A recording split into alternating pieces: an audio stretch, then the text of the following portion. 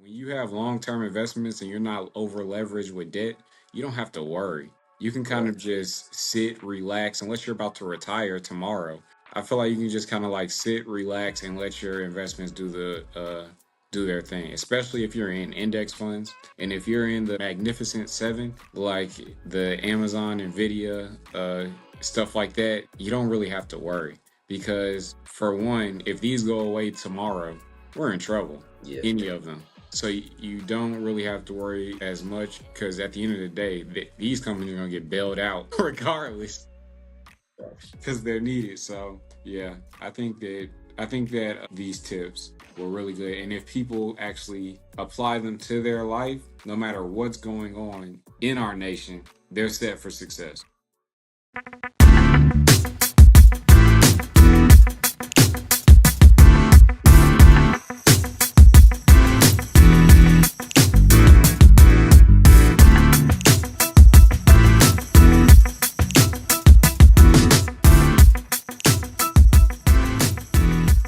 Welcome to another episode of Investors Playbook. As always, we have your co-hosts, Deshaun and Cornell. It is now February 2025. We have had over a month of experiencing what 2025 is going to deliver. It has been pretty wild.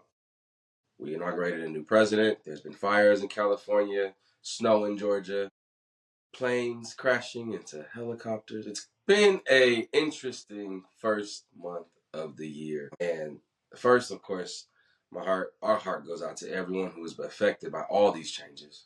It is not an easy thing to get through, I imagine. And alongside those changes, we have experienced a lot of uncertainty in the stock market. People were thinking that when Donald Trump got in office, it would automatically make the market explode. Everything would go up, all the stocks would go up, all the crypto would go up. And I mean, it happened for a little bit. When he first got inaugurated, it did kind of seem like the market was just going to go to the moon.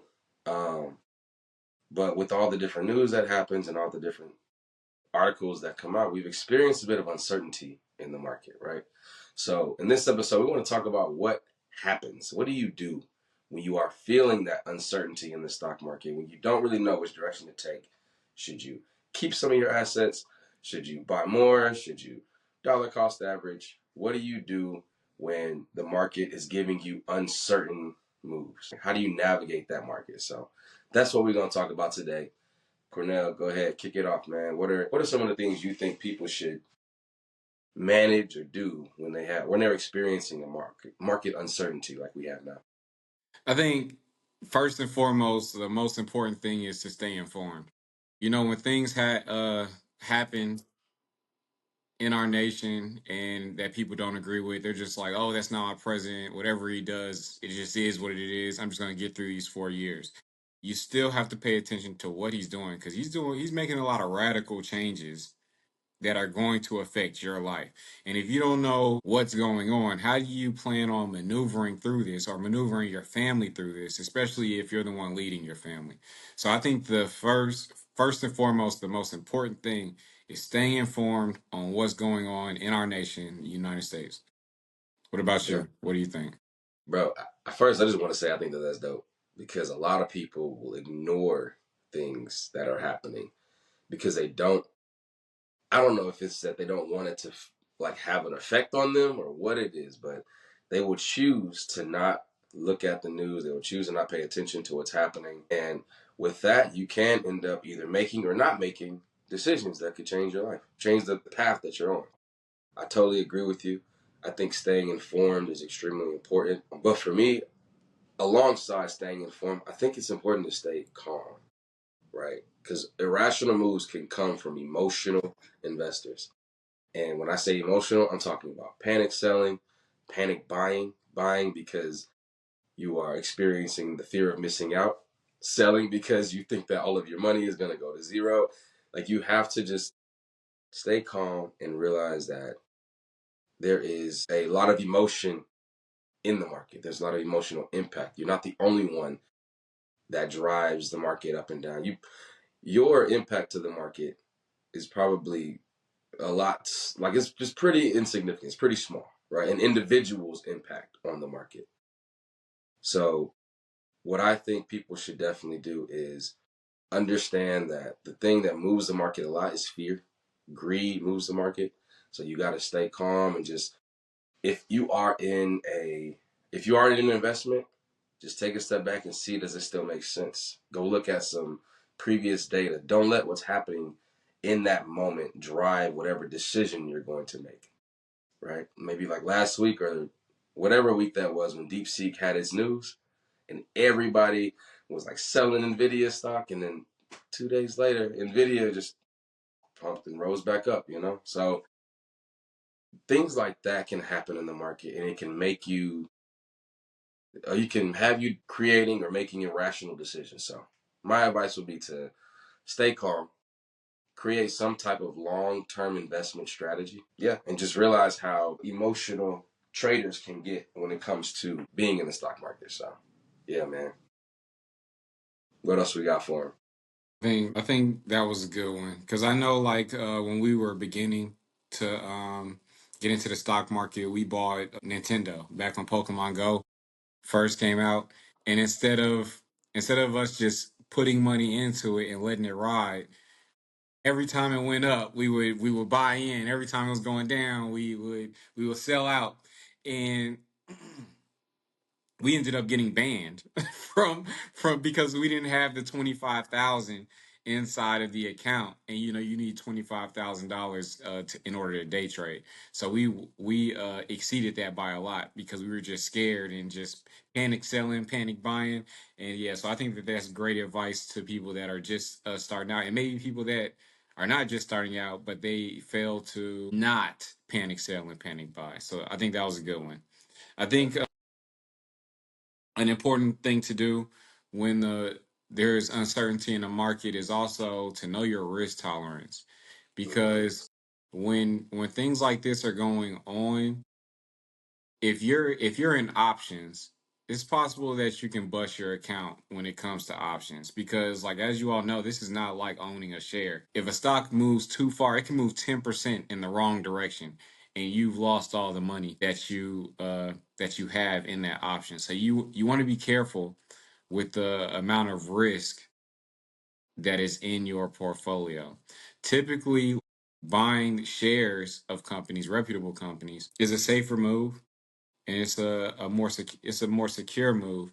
So just know how you want to move, because if you feel like the market is going to tank and you feel like you can be okay with the type of risk that it takes to put an option in for that, then go ahead. Make sure that you're not putting 50% of your portfolio in an option, and it's basically do or die. So make sure that your portfolio is protected and that you are managing your risk appropriately based on your portfolio. Man, listen. The risk management is a lesson I had to learn the hard way, my friend. Options to be specific. You're not lying when you say options can literally bust your account or blow up your account or whatever words you want to use. Options can be very volatile, and they can really make you a lot of money real quick, but it can also it's just like you gotta weigh that. Is it worth it? Is it worth that? I mean, because with options, it depends on the time. And when you're talking about time in the stock market or trying to time the stock market, that's when you're starting to get into that kind of gambling, right? Because you're crossing your fingers and you're like, okay, I know that this is a reputable company, but I need it to go up in this certain amount of time before I get out. And that's a lot different than just buying a company or buying a stock and just sitting on it. So, yeah, definitely think that during uncertainty, you have to identify your own risk tolerance. Don't let YouTube or anyone that you talk to convince you that your risk tolerance is the same as theirs, because everyone's portfolio is different. So yeah, I think that was a good one, bro.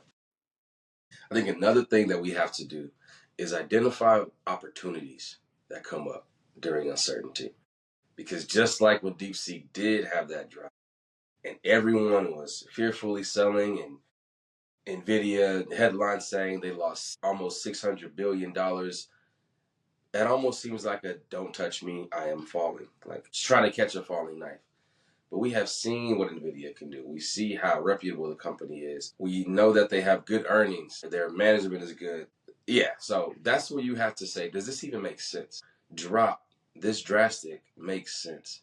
And that is where you really can, that's where a lot of millionaires are made, right? In those opportunities where you're seeing the stock market do massive drops, bear markets are happening, and investors, smart investors, are seeing that as an opportunity to buy more. Buy low, sell high. That is like one of the first things people teach you when you're talking about the stock market. Buy low, sell high, buy low, sell high. And fear is what creates that buy low opportunity.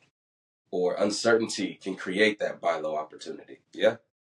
So that would be my thing, man. Identifying when opportunities exist because of the uncertainty and taking advantage of those opportunities. I like that one.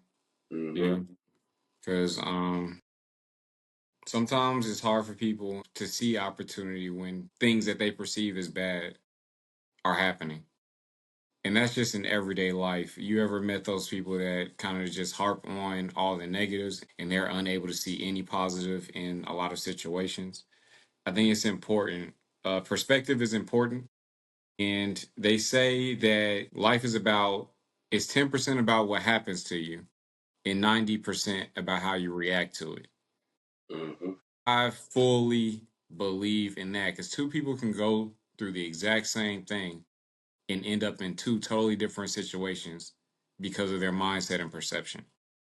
So I think that that was a great one. Another one is I feel like having cash reserves is important in a certain, to a certain dynamic. Like as far as when there's uncertainty, sometimes you might see large price drops like what we saw on Nvidia.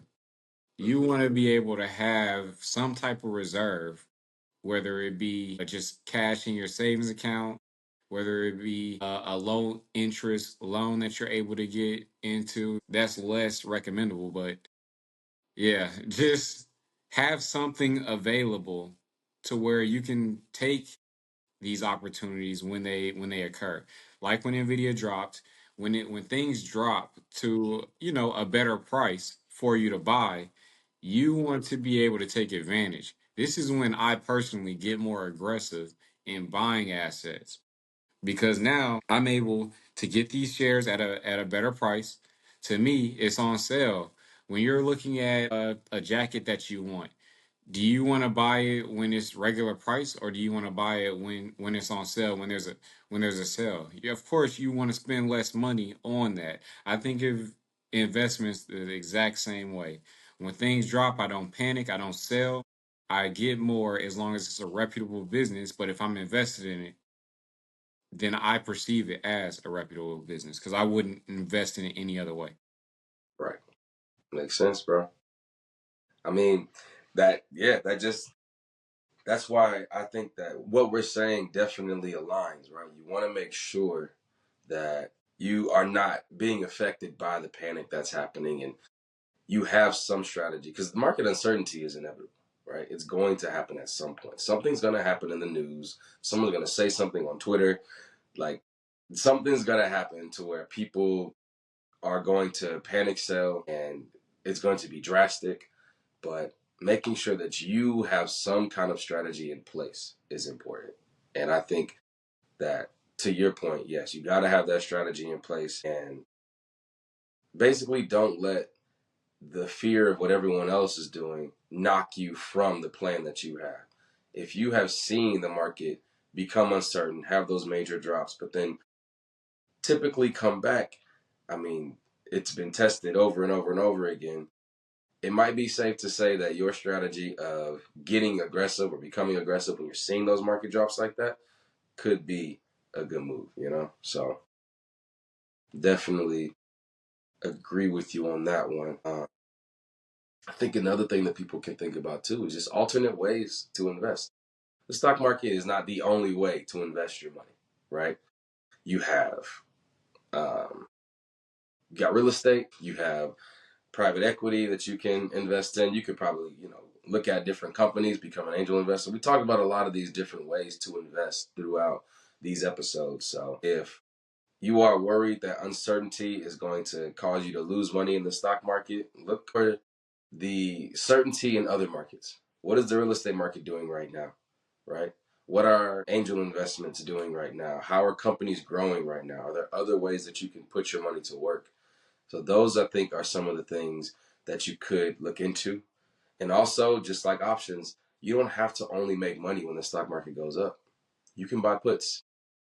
That is a very good way to protect your money. If you see the market having drastic changes or just, trending down for a while and you're worried that all your money is going to go down, look into some puts. Like don't do what we said earlier and gamble and hope that the stock goes up or that the stock continues to go down. You got to buy protective puts, which means you are limiting your risk. But yeah, I think some alternative ways to invest is a good way to kind of mitigate some of that market uncertainty.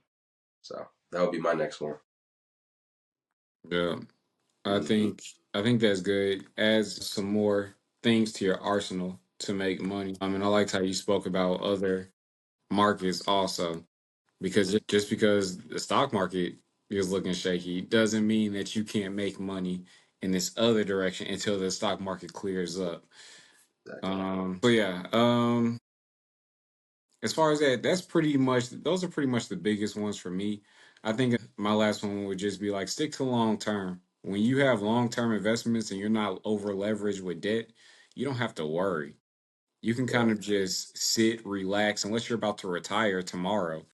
I feel like you can just kind of like sit, relax, and let your investments do their thing. Especially if you're in index funds, and if you're in the Magnificent Seven, like the Amazon, Nvidia, stuff like that, you don't really have to worry because for one, if these go away tomorrow, we're in trouble.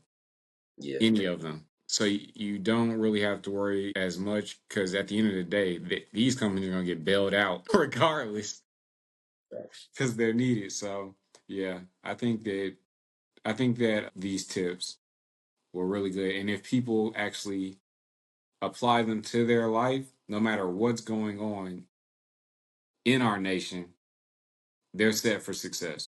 Hmm. I would agree with you, man. I think it's important to involve these tips in your investment journey.